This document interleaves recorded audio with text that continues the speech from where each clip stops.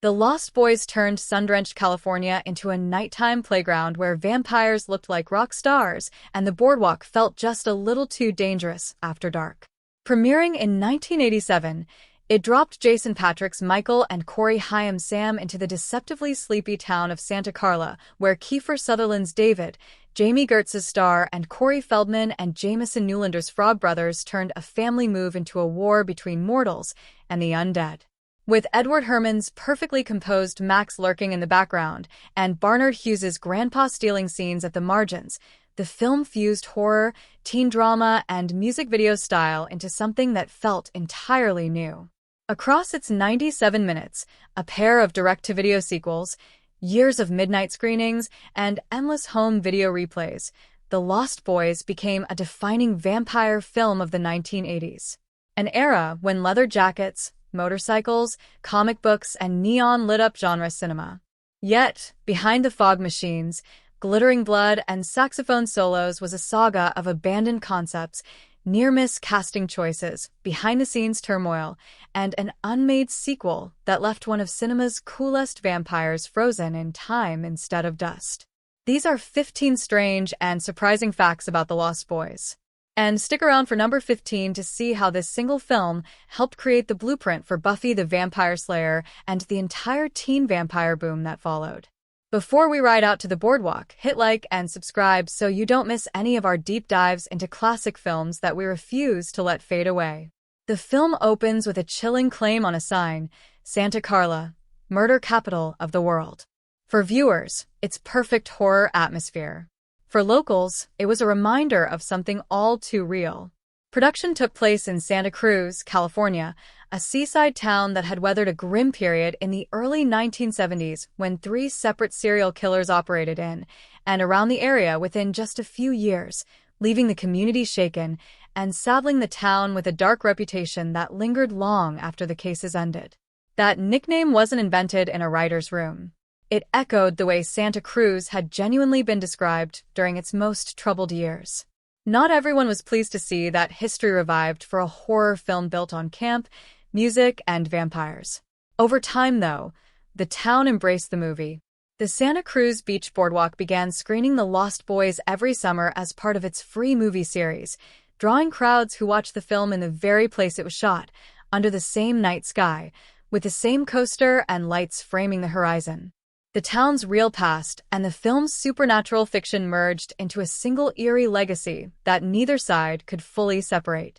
One of the film's most haunting presences, Jamie Gertz's Star, wasn't always part of the story in the form audiences know.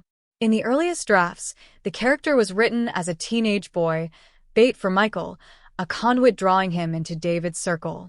When Schumacher reimagined the story around older characters and a more sensual tone, he reshaped that role into a female love interest and emotional pivot. Star became a half-vampire pulled between allegiance to David's gang and a desperate wish to escape with Laddie and her own soul intact.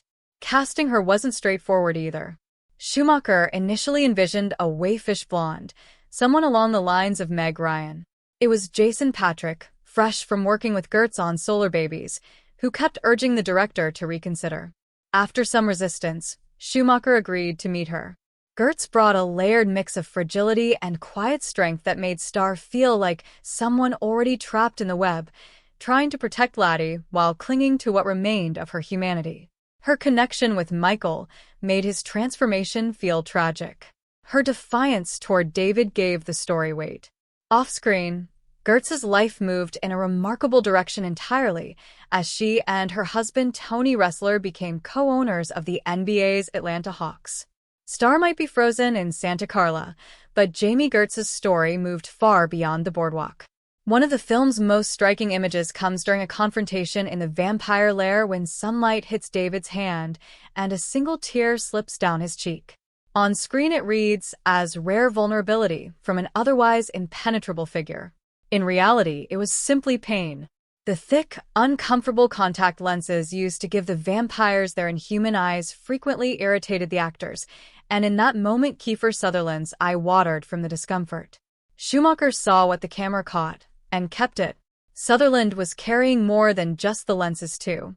Before filming, he broke his wrist doing motorcycle wheelies. Rather than pull him from the physical demands of the role, the production concealed a cast beneath his black leather gloves, which quickly became part of David's iconic look. His motorcycle was rigged so he could manage it despite the injury.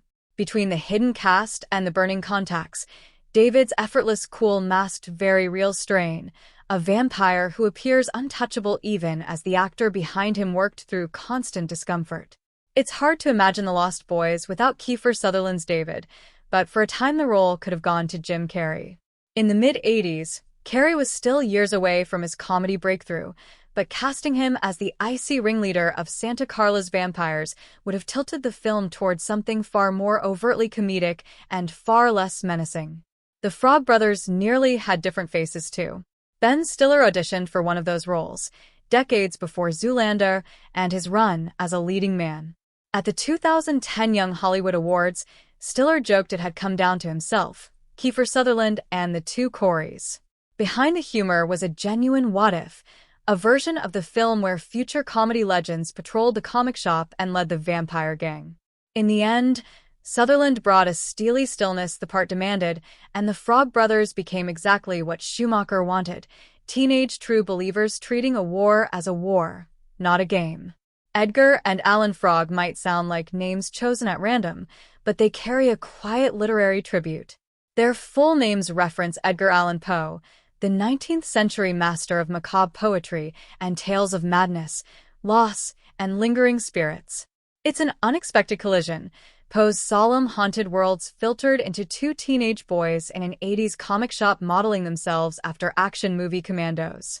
Screenwriters Janice Fisher and James Jeremias tucked that reference into the script as a small nod, connecting the film's contemporary vampire story to a much older lineage of Gothic horror.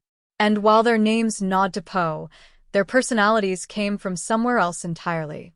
Schumacher didn't send Corey Feldman and Jameson Newlander to study classic horror. He sent them to the action shelf, assigning them every Sylvester Stallone and Chuck Norris film they could find. First Blood, the Rambo sequels, Missing in Action. These were their textbooks. The result is visible in every line Feldman delivers as Edgar Frog, speaking as though he's seen battlefields rather than back issues, treating each vampire rumor like a classified file. It's absurd in premise, but it works, giving the film a grounding counterpoint to all its glamour. Behind the bravado of Edgar Frog was a young actor fighting a difficult personal battle. Corey Feldman was just 16 during production and already struggling with addiction. One day he arrived on set under the influence and fell asleep unable to work. Joel Schumacher, who was sober and famously strict about substance use on his sets, responded immediately by firing him. No warnings, no half measures. The next day Feldman returned, sober, distraught, and apologetic. Schumacher gave him another chance on one condition: stay clean enough to do the work or the role was gone permanently. Feldman met that challenge long enough to complete the film and cement Edgar Frog as one of its standout personalities. The Lost Boys also marked the first major collaboration between Feldman and Corey Haim, the beginning of a pairing that would define a chapter of 1980s teen stardom. For a time, they were inseparable cultural fixtures. But their later years were far less bright. Addiction and personal struggles took a heavy toll, and Corey Haim died in 2010 at just 38. The Lost Boys captures a moment before that downward spiral fully took hold, when the energy between them still felt like uncomplicated fun. The film didn't begin as the stylish, leather-clad nightmare it became. Screenwriters Janice Fisher and James Jeremias originally pitched it as a kind of Goonies with vampires, built around 12-year-old kids on bikes rather than brooding teenagers on motorcycles. The Frog brothers were conceived as pudgy Cub Scouts with merit badges instead of bandanas, and the vampire gang was imagined less as terrifying predators and more as the troublemaking older kids at camp. When Joel Schumacher came aboard, he pushed to age the characters into teenagers and shift the tone from childhood adventure to dangerous coming-of-age. The script was rebuilt around older leads, edgier stakes, and a pervasive music video sensibility. That single creative decision, trading bicycles and Cub Scout uniforms for motorcycles and trench coats, transformed The Lost Boys from something you might have watched between Saturday morning cartoons into a film that felt perfectly at home on late-night cable, drenched in fog and neon. Schumacher approached the film with a clear visual agenda, filtering horror through pop culture, music videos, and teen movie iconography. Sam's bedroom walls became a collage of mid-80s youth culture, with a Rob Lowe poster nodding to Schumacher's earlier St. Elmo's Fire and a 16 Candles poster quietly acknowledging Jamie Gertz's teen film connections. Then there is the beach concert, where bare-chested saxophonist Tim Capello, a touring musician who had played with Tina Turner, performs with almost otherworldly intensity. Schumacher cast him after Capello missed a role in Beverly Hills Cop 2, and those few minutes of chains, oil, and endless saxophone turned a simple concert scene into one of the film's most indelible images. Heightened, a little outrageous, and completely unforgettable. That performance lodged itself into the memories of viewers long before the internet could amplify it, resurfacing decades later as a shorthand for the film's unique blend of horror and glam. Schumacher also wanted the film's blood to feel otherworldly, so the effects team mixed glitter directly into the fake blood. The result was violent but theatrically beautiful, wounds and splatter gleaming under the set lights, as if the vampires carried traces of their unnatural glamour even in death. That aesthetic instinct extended to the Chinese food dinner scene, where David taunts Michael with takeout that seems to crawl with maggots, noodles writhing like worms under his shifting perception. Whatever practical methods were used, Jason Patric's reaction sells every second of it. The sequence burrowed so deeply into genre memory that later works, including the 2014 mockumentary What We Do in the Shadows, nodded back to it, and for many viewers it permanently linked Chinese takeout with a flicker of unease. When Sam is handed a comic called Vampires Everywhere inside the Boardwalk shop, it looks completely authentic, the kind of lurid horror title any fan might have pulled from a rack in 1987. In truth, it never existed outside the film, a custom-designed prop built to be indistinguishable from real comics of the era. That didn't stop fans from searching for it. For years, collectors flipped through long boxes in shops across the country, convinced they had simply missed it. The original prop still resides at Atlantis Fantasy World, the Santa Cruz comic shop used for filming, where owner Joe Ferrara, too, has been known to let visiting fans hold it and pose for photos. In a film that blurs legend and reality, that single artifact functions almost like a relic. Jason Patric did not want to play Michael. When Schumacher first approached him, Patric turned the role down more than once. Strapping on fangs and flying on wires didn't match the grounded, serious work he envisioned for himself. Schumacher kept coming back, slowly reframing the pitch around a conflicted, layered young man dragged into a world he doesn't understand, promising room to find something genuinely human inside the myth. Eventually Patric said yes, not because the premise seemed less wild, but because he trusted Schumacher to let Michael be more than a stylish face in a leather jacket. The irony is that once filming began, there was no escaping the role. Michael's name is called out in fear, anger, urgency, and disbelief through nearly every major scene, becoming one of the film's most unintentional running gags and most recognizable elements. Patric may have hesitated, but once he committed, Michael became the undeniable axis of the entire story. Most vampires in the film meet dramatic ends. David's is different. When Michael drives him onto a set of antlers, his body stays intact. No ash, no vanishing. That was intentional. Schumacher wanted the door left open for David's return in a conceptual sequel often discussed as The Lost Girls, which would have seen him resurrected to lead a new group of female vampires. It had the bones of a natural continuation, but studio support wavered, development stalled, and the project never escaped limbo.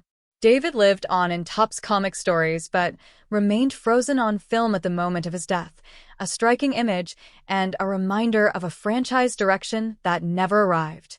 The film's actual ending is a masterclass in tonal balance, with Grandpa delivering one of horror cinema's great final lines after all the chaos is cleared.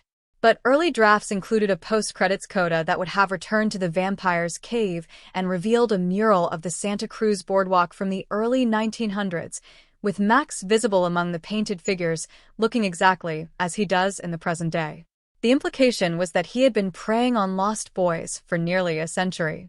Budget cuts eliminated the sequence before it was ever built or staged, and Schumacher came to see Grandpa's joke as the perfect ending anyway, leaving audiences laughing rather than unsettled. The darker coda survives only in script pages, a ghost of what might have been. The Lost Boys didn't just update vampire style. It reshaped how storytellers approached the idea of vampires and teenagers sharing the same world.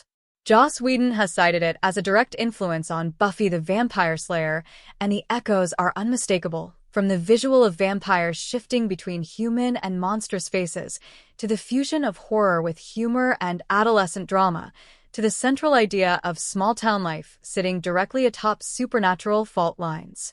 The film framed vampires as seductive outsiders offering escape to bored and unhappy youths, and that promise along with its buried cost became the central engine of Buffy, Angel, True Blood, and the Vampire Diaries. It also showed that vampire stories could carry genuine emotional weight, wrestling with belonging, peer pressure, family, and the temptation of eternal adolescence. That combination of grounded feeling and stylized horror proved endlessly potent, and it echoes through decades of supernatural film and television that followed. The Lost Boys quietly wrote the opening sentence of a genre that is still being told today. Thanks for watching these 15 strange and surprising facts behind The Lost Boys. Which one changed the way you see Santa Carla and its vampires the most? If this trip back to the boardwalk stirred up memories of late-night VHS rentals, hit like, subscribe, and share this with someone who still knows every word. Until next time, keep watching.